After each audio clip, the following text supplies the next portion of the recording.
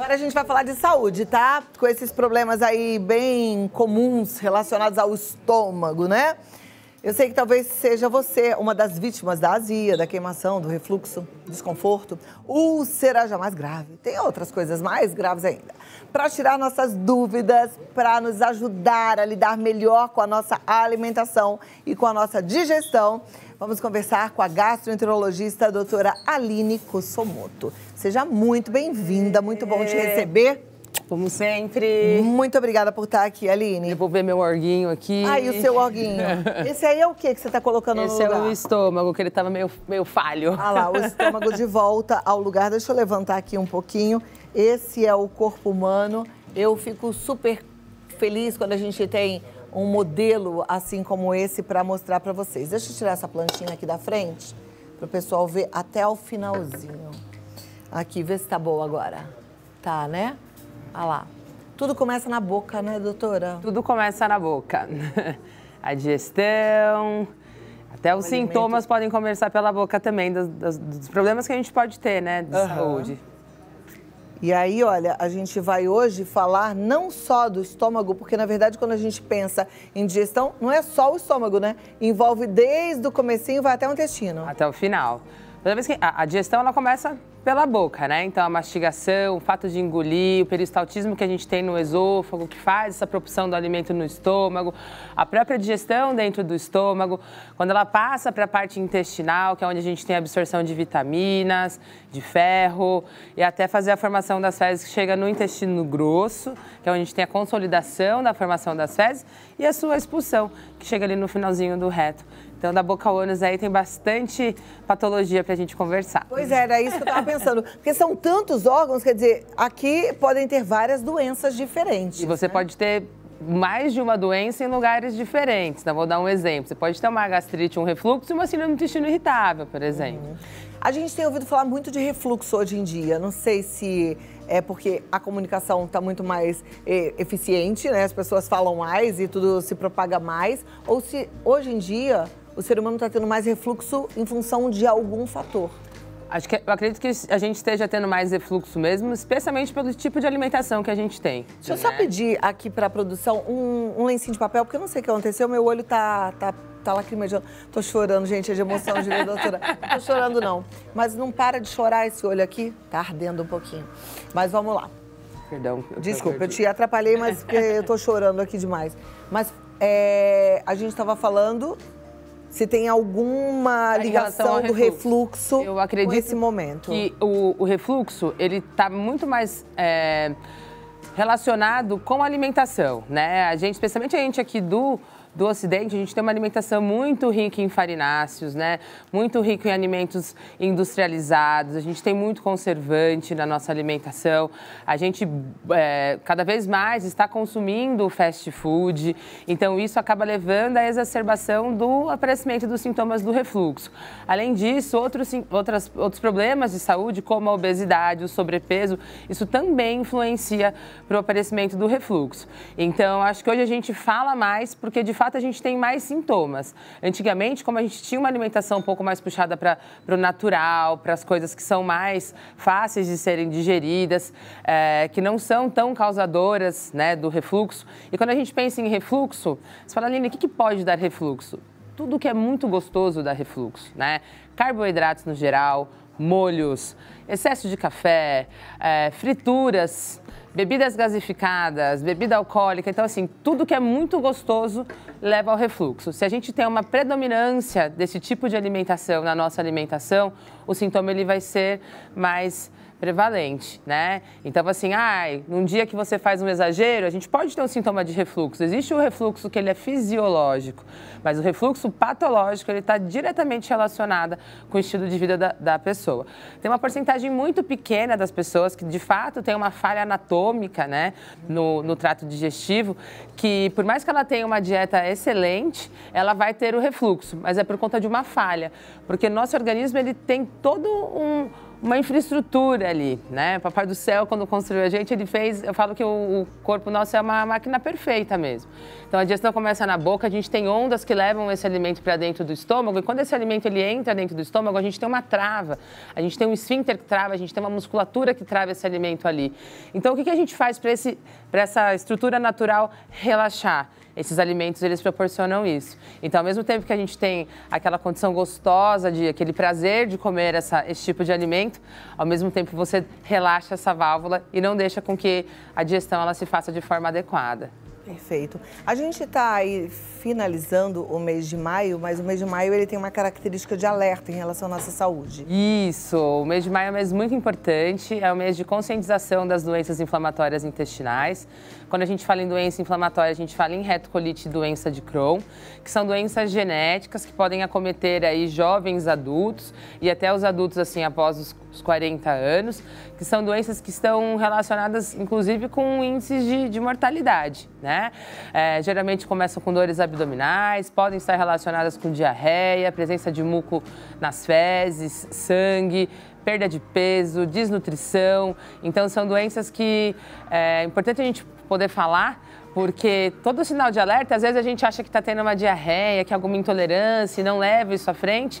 E quando a gente vai ver, a gente já pega um paciente no estágio avançado da doença. São doenças que são doenças crônicas, que a gente vai tratar para o resto da vida. E o diagnóstico numa fase inicial, ele é fundamental. O daí da importância de sempre estar visitando um médico, quando um sintoma, né? Tem coisas que às vezes, foi para a praia comer um negócio diferente, teve uma diarreia. Agora, quando isso permanece, persiste, o ideal é a gente sempre procurar um especialista para descartar coisas mais graves, de repente, numa fase aguda, que, de repente, quando a gente trata nessa fase aguda, a gente tem, né, uma sobrevida, diminuição das complicações da doença e a gente consegue resolver. As pessoas que têm esse tipo de doença inflamatória intestinal, se a gente coloca lá na biblioteca nova que tem na internet, as pessoas se assustam porque aparecem fotos, relatos, mas tem tratamento, não existe cura. E se a gente diagnostica nessa fase mais inicial, a sobrevida desse paciente, a qualidade de vida que esse paciente tem, ela é como a de qualquer outra pessoa, né? Não é o tipo de doença que vai proibir ou deixar a gente de fazer qualquer tipo de atividade. Pelo contrário, hoje em dia, por conta da indústria farmacêutica, por conta até do conhecimento da doença, a gente consegue proporcionar para o paciente uma qualidade de vida como de qualquer outra pessoa que não tenha doença. Então, em qualquer possibilidade de uma doença mais séria, mesmo que você não sinta tanto desconforto, seja apenas uma diarreia ou coisa do tipo, é bom dar uma pesquisada. Sempre, né? O normal é ser normal. Ir no banheiro, que eu sempre falo, né? O normal numa evacuação é até 3 vezes por dia sem ser diarreia, uma vez até 3 dias sem ter esforço. O que fugir disso não é normal. Então, se está tendo esses sintomas com recorrência ou são fases, às vezes tem um período que está com muita diarreia, muito desconforto e fica bem, aí daqui a pouco volta, sempre associado com dor abdominal. Então, tem que procurar um especialista para a gente descartar esse tipo de doença e até diagnosticar outro. Às vezes é uma virose mesmo, é um bichinho que está ali mais tempo que o nosso organismo não conseguiu combater de forma efetiva. Mas, de qualquer forma, precisa de tratamento. Legal. A gente já falou um pouquinho do refluxo, um pouquinho das doenças do intestino, mas a gente ouve com muita frequência as pessoas falarem: ai, tô com uma dor de estômago, ai, tô com uma gastrite, tô com uma azia. Isso parece que é comum e faz parte do dia a dia de muita gente. É de fato normal? Bom, normal não é, né? Mas que cada vez mais as pessoas vêm tendo esse tipo de relato, sim. Além da alimentação, o estilo de vida também, né? Então, pessoas que são muito estressadas. Eu costumo dizer que a gente, quando tem algum tipo de problema, a gente costuma somatizar, né? E tanto o intestino quanto o estômago são órgãos de somatização. Assim que nem tem pessoas que têm dor de cabeça, tem algum problema, começa a ter dor de cabeça. Então, eles são órgãos de somatização e ter dor não é normal. Né? Não é normal, então a gente sempre tem que pesquisar. E aí pode ser que de repente tem alguma bactéria que formou uma ulceração ou que está desencadeando todos esses sintomas, ou não, a pessoa está muito nervosa, precisa de um acompanhamento psicológico, porque de fato a gente tem, né, a gastrite nervosa, ela existe, ou se é o estilo de vida, mas geralmente, assim, 85% das pessoas que têm problema gastrointestinal alimentação, obesidade e sobrepeso, tá? Perfeito. A grande maioria.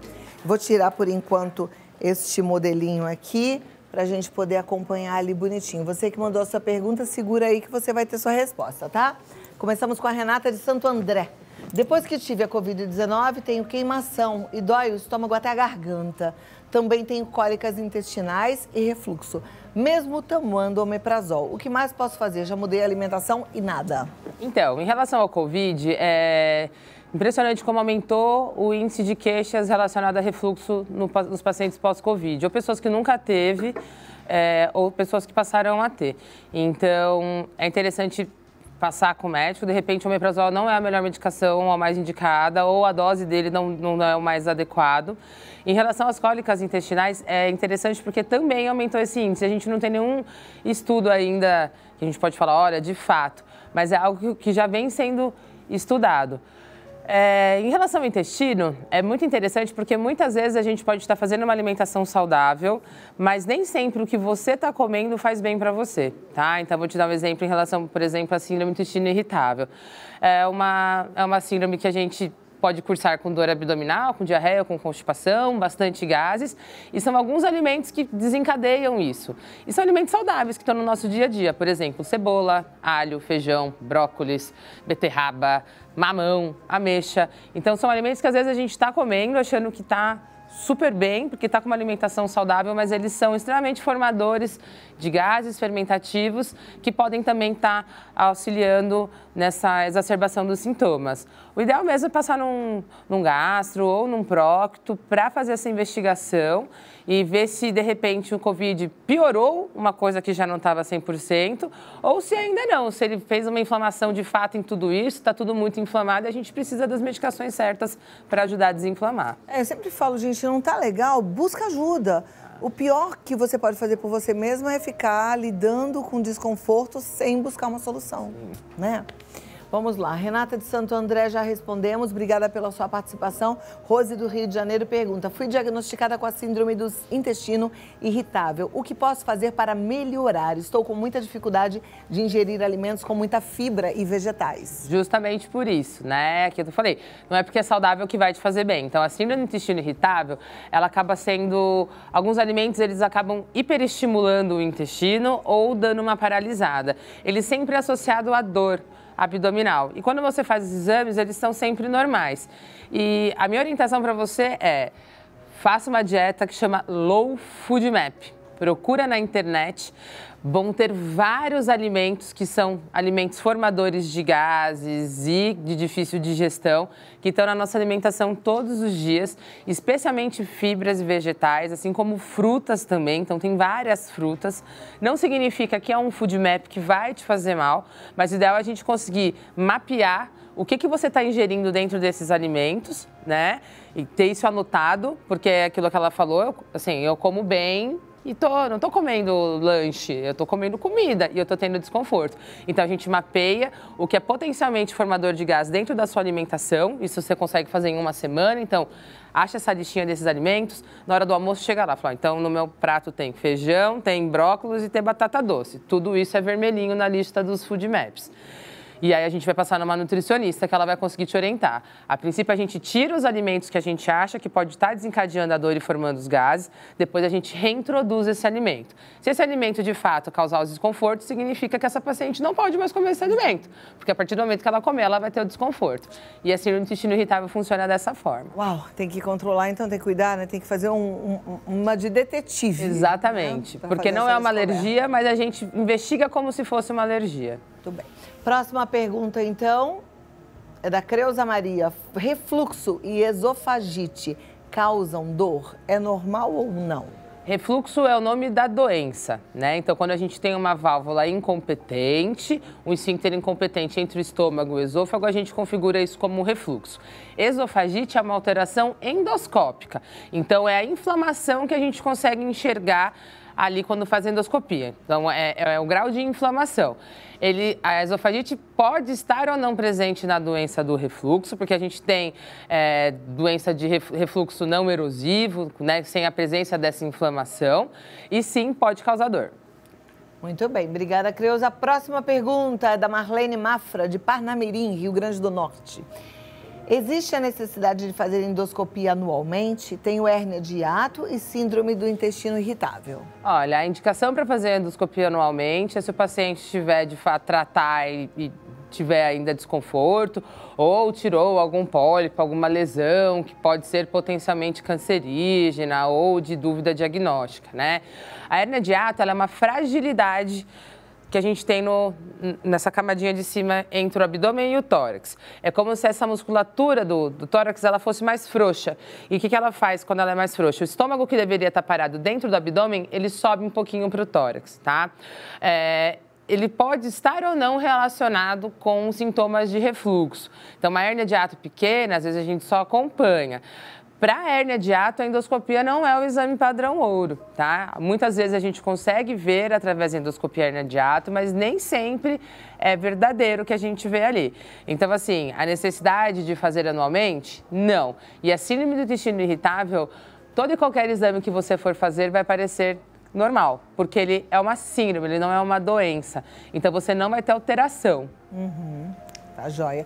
Qual que é o exame padrão ouro para detectar a hérnia de hiato?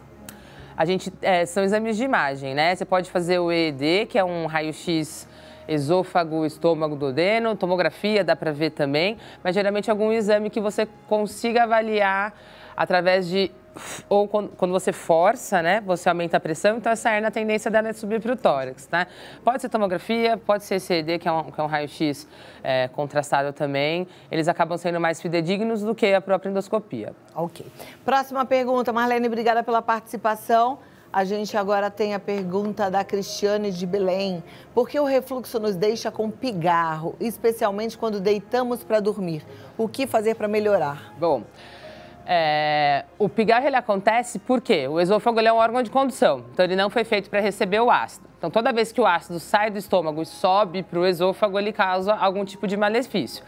Quando esse ácido ele chega a ponto de subir tanto, até chegar aqui nessa região de faringe, laringe, é quando a gente começa a ter essa sensação de pigarro. Então isso acontece porque esse ácido ele sobe e aí ele causa esse tipo de desconforto.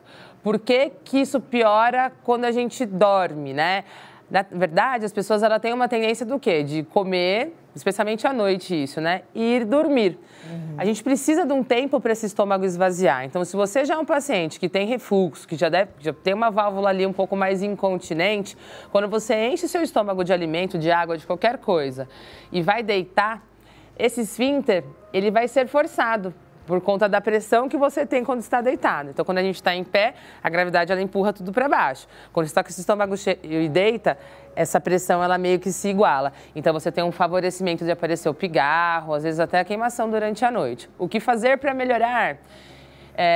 Evitar comer e beber na mesma refeição, esperar pelo menos 2 horas depois que fizer a alimentação para ir se deitar, porque dessa forma a gente vai conseguir fazer com que esse estômago esteja com menos pressão, mais vaziozinho, evitando que esse retorno aconteça. Muito bom. Obrigada, Cristiane. Aliás, um beijo para toda a turma de Belém aí. Mariana de Tu, São Paulo. Até que ponto é normal sentir queimação no estômago? Tenho praticamente todos os dias, principalmente pela manhã. Não é normal. E o que será que está acontecendo? Aí, nesse caso, acho que seria interessante a gente fazer uma endoscopia. Precisa ver se essa paciente ela faz uso de medicações contínuas, o H. pylori, se tem uma gastrite que está exacerbada, alimentação. Tem que avaliar tudo isso, né? Mas queimação no estômago não é normal. Ok. Obrigada, Mariana. Deixa eu ver se de manhã, perdão, é interessante porque assim, se você tem uma má alimentação, especialmente durante a noite, você dorme, no período que você dorme, você fica em jejum. Então, de manhã, quando você acorda, você volta a ter os seus estímulos naturais. Você, né, acorda, você começa, por mais que você não coma, você começa a engolir saliva e tudo mais, e tudo isso acaba estimulando a produção do ácido do estômago. Então, esse desconforto matinal, ele se justifica justamente pelo jejum prolongado durante a noite, que durante a noite a gente não sente, porque a gente tem um hormônio que inibe a fome, mas quando a gente acorda, as coisas, o metabolismo ele vai voltando e ele acaba sendo um pouco mais presente mesmo. Tá joia. Nenéia de Casimiro de Abreu, Bahia. Tive diarreia por alguns dias. Fui ao gastro e ela me pediu uma colonoscopia. É realmente necessário? Bom, se foi uma diarreia aguda, não tem o histórico de diarreia, aconteceu uma vez, foi algo eventual, eu não tenho nem como falar se é necessário ou não, né? Às vezes ela pode ter tido isso e tem 45 anos, por exemplo, né? Então, se for uma diarreia aguda, não é a melhor indicação para fazer a colonoscopia. Se é uma diarreia que vem acontecendo já com alguma frequência, tem indicação de colonoscopia. Qual que é a indicação da colonoscopia, na verdade? Pacientes com 45 anos, rígidos, que não têm histórico de câncer na família. Então, todo mundo faz uma colonoscopia para fazer um rastreamento de câncer coloretal, né? Pacientes que têm histórico de câncer na família acabam fazendo esse exame 10 anos mais cedo. Então, o diagnóstico é basicamente para isso. Para uma diarreia aguda, eu não vejo a necessidade. Quando você fala que pacientes com diagnóstico de câncer na família, qualquer tipo ou só não, câncer de intestino? Câncer de intestino. A gente acaba fazendo um rastreamento dessas doenças antes do período que todo mundo faz. Muito bem. Nosso câmera, o Carlinhos, ele gostaria de saber por que as aftas aparecem. Eu adorei essa pergunta. Volta e meia eu também tenho uma afta ou outra. Eu falo, gente, por quê? A afta ela pode estar relacionada com várias coisas, especialmente com acidez bucal, né? Então, se você tem um refluxo que pode chegar até em cima, você pode ter maior predisposição de afta. Depende da higiene bucal também, então, quantas vezes você se alimenta ao dia e quantas vezes você escova esses dentes após. Mas eu tenho afta quando eu como abacaxi, por exemplo. O abacaxi ele é extremamente ácido, né? Então, tem pessoas que ele acaba favorecendo o aparecimento de afta pela acidez do alimento também, isso pode acontecer. Tá, então se a gente mantiver pelo menos essa parte num pH neutro, sim, é o ideal. Sim. Então, excesso de açúcares, por exemplo, pode pegar e favorecer. Então, a gente que está aqui o tempo inteiro, o dia inteiro trabalhando, vai lá tomar aquele cafezinho extremamente doce. Isso aumenta a acidez, isso pode aumentar até o aparecimento de cáries também. Até balinha também, então, pelo visto. Sim, olha lá. Respondido? Obrigado. Imagina. Alguém mais tem pergunta aqui para fazer? Tá todo mundo em ordem? Deixa eu ver se tem mais pergunta aqui na tela. Vamos lá. Mais uma? Acabou? Tem mais uma. Peraí que a gente já vai voltar para ela, tá? Quem sabe é a sua, né, minha amiga? Ela não se identificou, mas diz: tenho muitos gases e fezes calibrosas. O que posso fazer para melhorar? Em relação aos gases, a gente volta para os food maps, então tem que avaliar como que anda essa ingesta desses alimentos que podem ser extremamente formadores de gases. E a gente tem várias intolerâncias alimentares que podem cursar com gases também, né? Então, intolerância à lactose, intolerância à frutose.